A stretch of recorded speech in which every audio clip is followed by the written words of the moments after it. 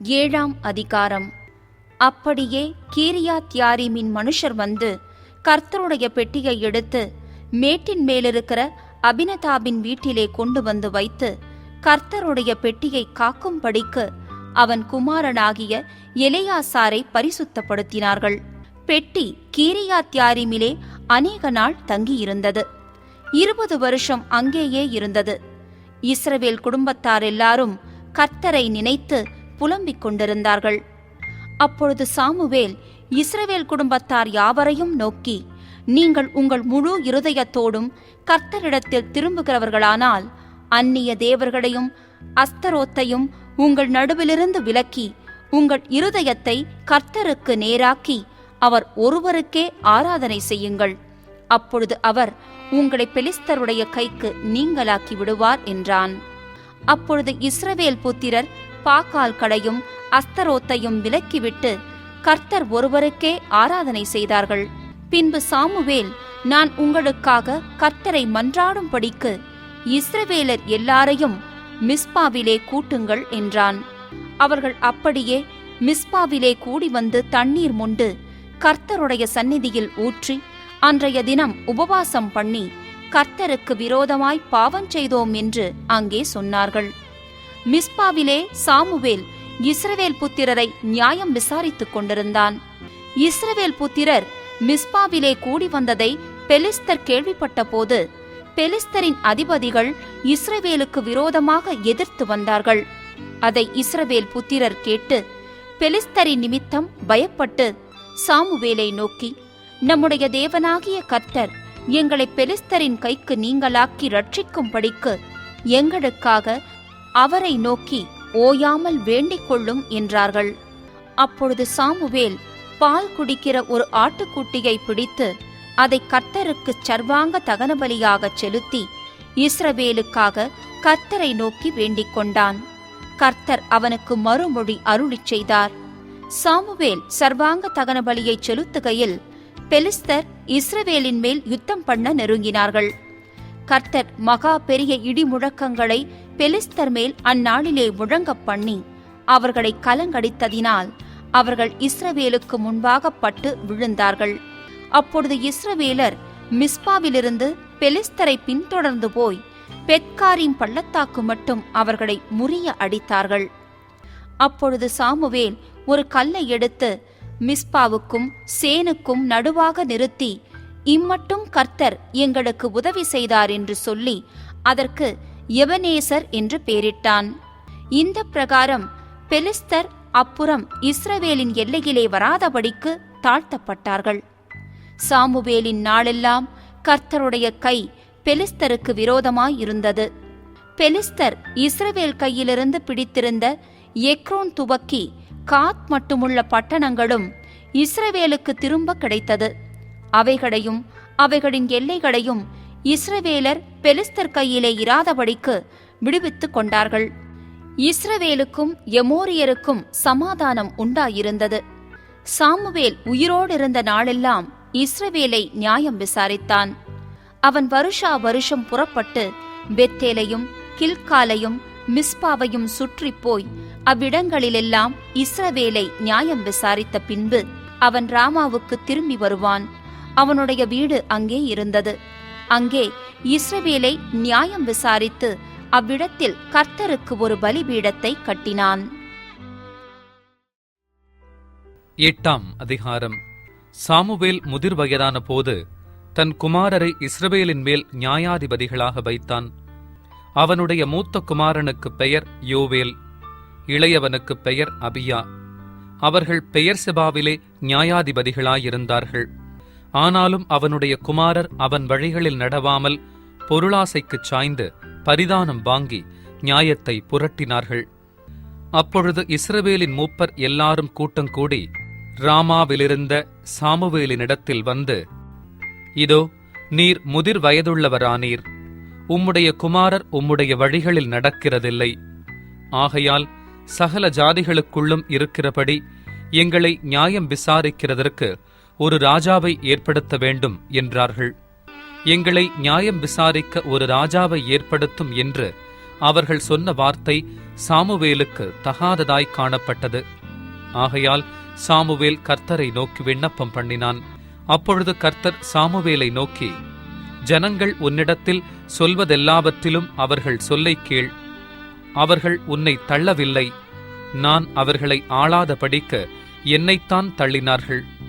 நான் அவர்களை எகிப்திலிருந்து புறப்பட பண்ணின நாள் முதல் இந்நாள் மட்டும் அவர்கள் என்னை விட்டு வேறே தேவர்களை சேவித்து வந்த தங்கள் எல்லா செய்கைகளின் படியும் செய்தது போல அவர்கள் உனக்கும் செய்கிறார்கள்.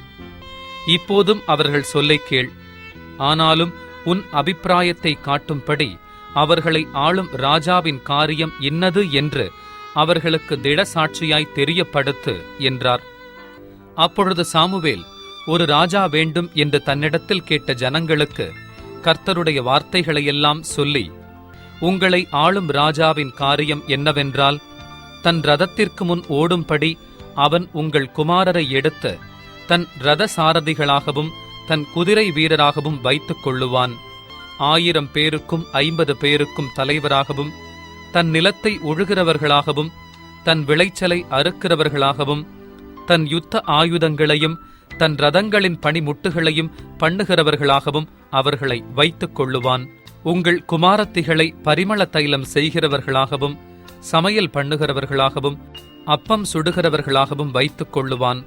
உங்கள் வயல்களிலும் உங்கள் திராட்சத் தோட்டங்களிலும் உங்கள் ஒலிவத் தோப்புகளிலும் நல்லவைகளை எடுத்துக்கொண்டு தன் ஊழியக்காரருக்கு கொடுப்பான்.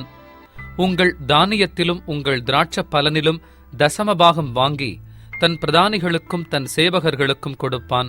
உங்கள் வேலைக்காரரையும் உங்கள் வேலைக்காரிகளையும் உங்களில் திறமையான வாலிபரையும் உங்கள் கழுதைகளையும் எடுத்து தன்னுடைய வேலைக்கு வைத்துக் கொள்ளுவான். உங்கள் ஆடுகளிலே 10 1 எடுத்துக் கொள்ளுவான். நீங்கள் அவனுக்கு வேலையாட்களாவீர்கள். நீங்கள் தெரிந்து கொண்ட உங்கள் ராஜாவின் நிமித்தம் அந்நாளிலே முறையிடுவீர்கள். ஆனாலும் கர்த்தர் அந்நாளிலே உங்களுக்கு செவி கொடுக்க மாட்டார் என்றான். ஜனங்கள் சாமுவேலின் சொல்லை கேட்க மனதில்லாமல், அப்படியல்ல, எங்களுக்கு ஒரு ராஜா இருக்கத்தான் வேண்டும். சகல ஜாதிகளையும் போல நாங்களும் இருப்போம். எங்கள் ராஜா எங்களை நியாயம் விசாரித்து எங்களுக்கு முன்பாக புறப்பட்டு எங்கள் யுத்தங்களை நடத்த வேண்டும் என்றார்கள். சாமுவேல் ஜனங்களின் வார்த்தைகளையெல்லாம் கேட்டு அவைகளை கர்த்தரிடத்தில் தெரியப்படுத்தினான். கர்த்தர் சாமுவேலை நோக்கி, நீ அவர்கள் சொல்லை கேட்டு அவர்களை ஆள ஒரு ராஜாவை ஏற்படுத்து என்றார். அப்பொழுது சாமுவேல் இஸ்ரவேல் ஜனங்களை பார்த்து, அவரவர் தங்கள் ஊர்களுக்கு போகலாம் என்றான். 9ஆம் அதிகாரம்.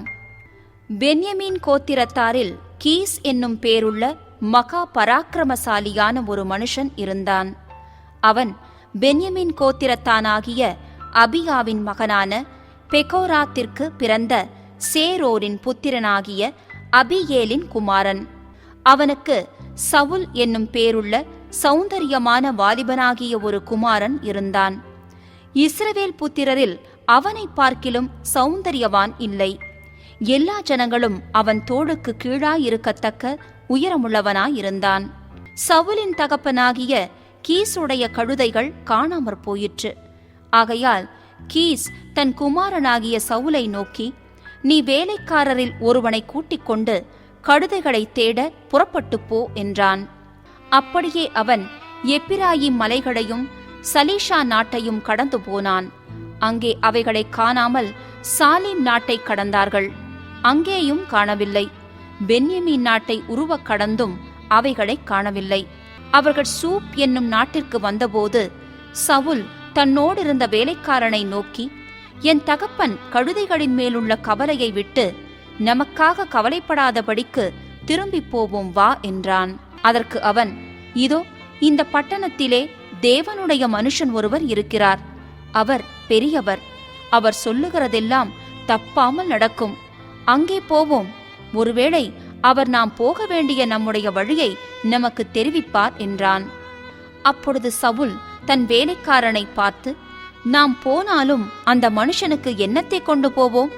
நம்முடைய பைகளில் இருந்த தின்பண்டங்கள் செலவழிந்து போயிற்று. தேவனுடைய மனுஷனாகிய அவருக்கு கொண்டு போகத்தக்க காணிக்கை நம்மிடத்தில் ஒன்றும் இல்லையே என்றான். அந்த வேலைக்காரன் பின்னும் சவுலை பார்த்து, இதோ என் கையில் இன்னும் 1/4 சேக்கல் வெள்ளி இருக்கிறது. தேவனுடைய மனுஷன் நமக்கு நம்முடைய வழியை அறிவிக்கும்படிக்கு அதை அவருக்கு கொடுப்பேன் என்றான். முற்காலத்தில் இஸ்ரவேலில் யாதொருவர் தேவனிடத்தில் விசாரிக்கப் போனால் ஞான திஷ்டிக்காரனிடத்திற்கு போவோம் வாருங்கள் என்பார்கள். இந்நாளிலே தீர்க்கதரிசி எண்ணப்படுகிறவன் முற்காலத்தில் ஞான திஷ்டிக்காரன் எண்ணப்படுவான். அப்பொழுது சவுல் தன் வேலைக்காரனை நோக்கி, நல்ல காரியம் சொன்னாய், போவோம் வா என்றான். அப்படியே தேவனுடைய மனுஷன் இருந்த அந்த பட்டணத்திற்கு போனார்கள். அவர்கள் பட்டணத்து மேட்டின் வழியாய் ஏறுகிறபோது தண்ணீர் எடுக்க வந்த பெண்களைக் கண்டு, ஞான திஷ்டிக்காரன் இங்கே இருக்கிறாரா என்று அவர்களை கேட்டார்கள். அதற்கு அவர்கள், இருக்கிறார், இதோ உங்களுக்கு எதிரே இருக்கிறார், தீவிரமாய் போங்கள். இன்றைக்கு ஜனங்கள் மேடையில் பலியிடுகிறபடியினால் இன்றைய தினம் பட்டணத்திற்கு வந்தார். நீங்கள் பட்டணத்திற்குள் பிரவேசித்தவுடனே அவர் மேடையின் மேல் போஜனம் பண்ண போகிறதற்கு முன்னே அவரை காண்பீர்கள். அவர் வரும் மட்டும் ஜனங்கள் போஜனம் பண்ண மாட்டார்கள். பலியிட்டதை அவர் ஆசிர்வதிப்பார். பின்பு அழைக்கப்பட்டவர்கள் போஜனம் பண்ணுவார்கள். உடனே போங்கள், இந்நேரத்திலே அவரை கண்டுகொள்ளலாம் என்றார்கள். அவர்கள் பட்டணத்திற்கு போய் பட்டணத்தின் நடுவே சேர்ந்தபோது, இதோ சாமுவேல் மேடையின் மேல் ஏறிப்போகிறதற்காக அவர்களுக்கு எதிரே புறப்பட்டு வந்தான். சவுல் வர ஒரு நாளுக்கு முன்னே கர்த்தர் சாமுவேலின் காது கேட்க, நாளை இந்நேரத்திற்கு பென்யமீன் நாட்டானாகிய ஒரு மனுஷனை உன்னிடத்தில் அனுப்புவேன். அவனை என் ஜனமாகிய இஸ்ரவேலின் மேல் அதிபதியாக அபிஷேகம் பண்ண கடவாய். அவன் என் ஜனத்தை பெலிஸ்தரின் கைக்கு நீங்களாக்கி ரட்சிப்பான். என் ஜனத்தின் முறையிடுதல் என்னிடத்தில் வந்து எட்டினபடியினால் நான் அவர்களை கடாட்சித்தேன் என்று வெளிப்படுத்தியிருந்தார். சாமுவேல் சவுலை கண்டபோது கர்த்தர் அவனிடத்தில், இதோ நான் உனக்கு சொல்லியிருந்த மனுஷன் இவனே, இவன்தான் என் ஜனத்தை ஆளுவான் என்றார். சவுல் நடுவாசலிலே சாமுவேலிடத்தில் வந்து, ஞானதிஷ்டிக்காரன் வீடு எங்கே, சொல்லும் என்று கேட்டான். சாமுவேல் சவுலுக்கு பிரதியுத்தரமாக, ஞானதிஷ்டிக்காரன் நான் தான். நீ எனக்கு முன்னே மேடையின் மேல் ஏறிப்போ. நீங்கள் இன்றைக்கு என்னோடே போஜனம் பண்ண வேண்டும். நாளை காலமே நான் உன் இருதயத்தில் உள்ளது எல்லாவற்றையும் உனக்கு அறிவித்து உன்னை அனுப்பிவிடுவேன். 3 நாளைக்கு முன்னே காணாமற் போன கழுதைகளை பற்றி கவலைப்பட வேண்டாம், அவைகள் அகப்பட்டது. இதல்லாமல் சகல இஸ்ரவேலின் அபேட்சையும் யாரை நாடுகிறது? உன்னையும் உன் வீட்டார் அனைவரையும் அல்லவா என்றான். அப்பொழுது சவுல் பிரதியுத்தரமாக, நான் இஸ்ரவேல் கோத்திரங்களிலே சிறிதான பென்யமீன் கோத்திரத்தான் அல்லவா? பென்யமீன் கோத்திரத்து குடும்பங்களிலெல்லாம் என் குடும்பம் அற்பமானது அல்லவா? நீர் இப்படிப்பட்ட வார்த்தையை என்னிடத்தில் சொல்வானேன் என்றான். சாமுவேல் சவுலையும் அவன் வேலைக்காரனையும் போஜனசாலைக்குள் அழைத்து கொண்டு போய் அவர்களை அழைக்கப்பட்டவர்களுக்குள்ளே தலைமையான இடத்திலே வைத்தான். அழைக்கப்பட்டவர்கள் ஏறக்குறைய 30 பேராயிருந்தார்கள். பின்பு சாமுவேல் சமையற்காரனை பார்த்து, நான் உன் கையிலே ஒரு பங்கை கொடுத்து வைத்தேனே, அதை கொண்டு வந்து வை என்றான். அப்பொழுது சமையற்காரன் ஒரு முன்னந்தொடையையும் அதனோடு இருந்ததையும் எடுத்து கொண்டு வந்து அதை சவுலுக்கு முன் வைத்தான். அப்பொழுது சாமுவேல், இதோ இது உனக்கென்று வைக்கப்பட்டது, இதை உனக்கு முன்பாக வைத்து சாப்பிடு. நான் ஜனங்களை விருந்துக்கு அழைத்தது முதல் இதுவரைக்கும் இது உனக்காக வைக்கப்பட்டிருந்தது என்றான். அப்படியே சவுல் அன்றைய தினம் சாமுவேலோடே சாப்பிட்டான். அவர்கள் மேடையிலிருந்து பட்டணத்திற்கு இறங்கி வந்த பின்பு அவன் மேல் வீட்டிலே சவுலோடே பேசிக் கொண்டிருந்தான்.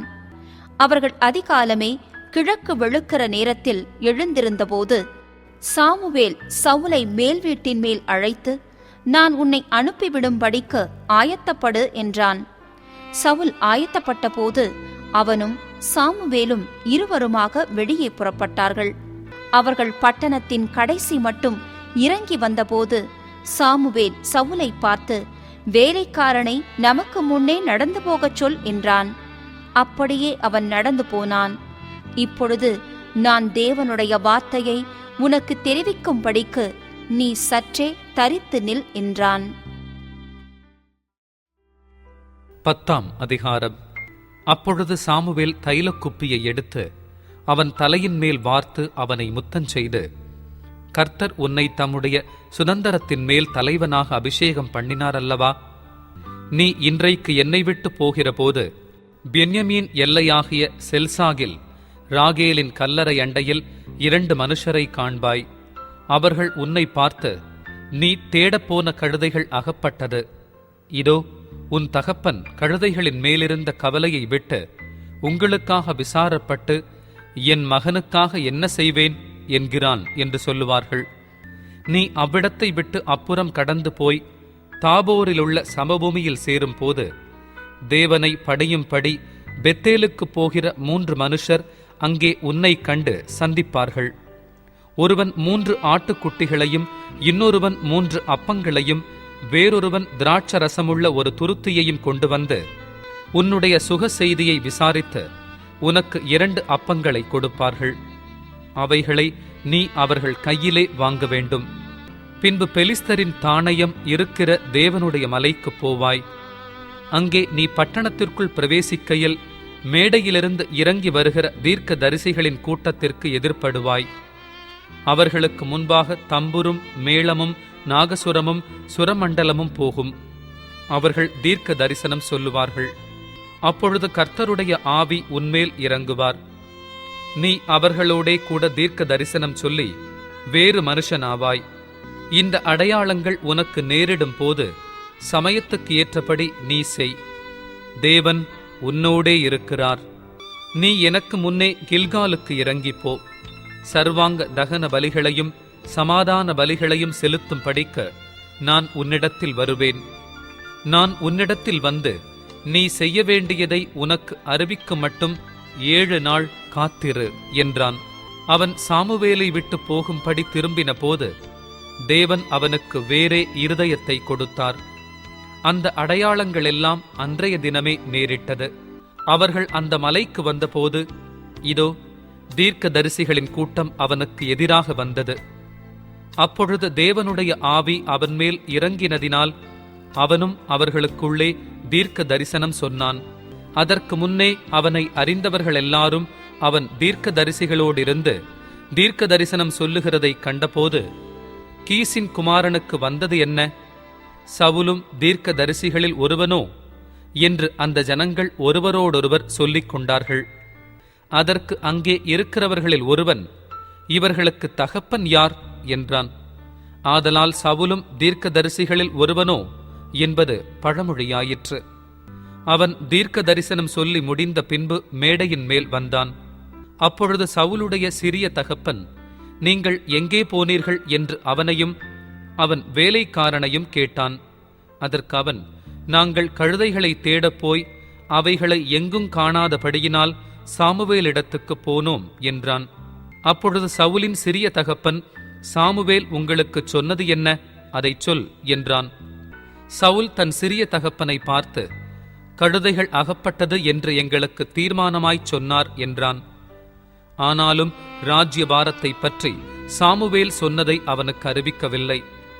சாமுவேல் ஜனங்களை மிஸ்பாவிலே கர்த்தரிடத்தில் வரவழைத்து இஸ்ரவேல் புத்திரரை நோக்கி, இஸ்ரவேலின் தேவனாகிய கர்த்தர் சொல்லுகிறது என்னவென்றால், நான் இஸ்ரவேலை எகிப்திலிருந்து புறப்பட பண்ணி உங்களை எகிப்தியர் கைக்கும் உங்களை இறுகப் பிடித்த எல்லா ராஜ்யத்தாரின் கைக்கும் நீங்களாக்கிவிட்டேன்.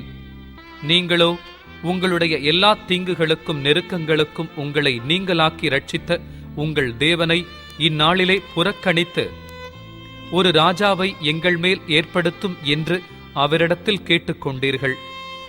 இப்பொழுது கர்த்தருடைய சந்நிதியில் உங்கள் வம்சங்களின் படியேயும் ஆயிரங்களான உங்கள் சேர்வைகளின் படியேயும் வந்து நில்லுங்கள் என்றான்.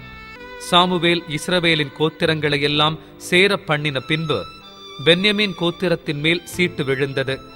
அவன் பென்யமீன் கோத்திரத்தை அதனுடைய குடும்பங்களின் படியே சேர பண்ணின பின்பு மாத்திரி குடும்பத்தின் மேலும் அதிலே கீசின் குமாரனாகிய சவுலின் மேலும் சீட்டு விழுந்தது. அவனை தேடின போது அவன் அகப்படவில்லை. அவன் இனி இங்கே வருவானா என்று அவர்கள் திரும்ப கர்த்தரிடத்தில் விசாரித்த போது, இதோ அவன் தளவாடங்கள் இருக்கிற இடத்திலே ஒளித்துக் கொண்டிருக்கிறான் என்று கர்த்தர் சொன்னார்.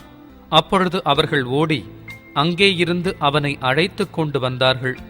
அவன் ஜனங்கள் நடுவே வந்து நின்றபோது எல்லா ஜனங்களும் அவன் தோளுக்கு கீழாயிருக்கத்தக்க உயரமுள்ளவனாயிருந்தான்.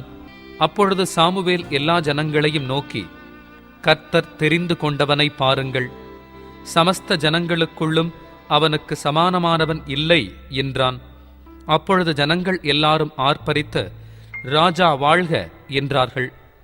சாமுவேல் ராஜாங்கத்தின் முறையை ஜனங்களுக்கு தெரிவித்து அதை ஒரு புஸ்தகத்தில் எழுதி கர்த்தருடைய சந்நிதியில் வைத்து ஜனங்களையெல்லாம் அவரவர் வீட்டுக்கு அனுப்பிவிட்டான். சவுலும் கிபியாவில் இருக்கிற தன் வீட்டுக்கு போனான். இராணுவத்தில் தேவன் எவர்கள் மனதை ஏவினாரோ அவர்களும் அவனோடே கூட போனார்கள். ஆனாலும் பேலியாளின் மக்கள், இவனா நம்மை இரட்சிக்கப் போகிறவன் என்று சொல்லி அவனுக்கு காணிக்கை கொண்டு வராமல் அவனை அசட்டை பண்ணினார்கள். அவனோ காது கேளாதவன் போல இருந்தான்.